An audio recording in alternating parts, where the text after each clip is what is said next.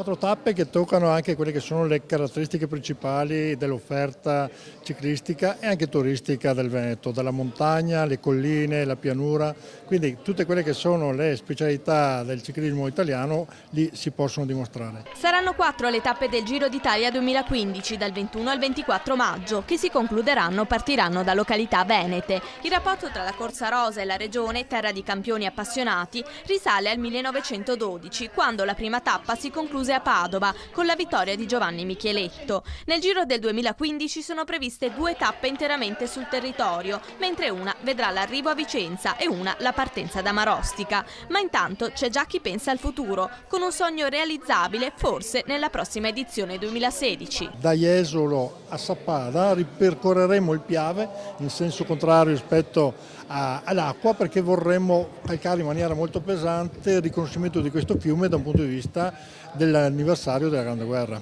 La Corsa Rosa toccherà 5 province su 7, ad essere valorizzato anche il cicloturismo veneto negli oltre 1200 km di piste per tutti i gusti.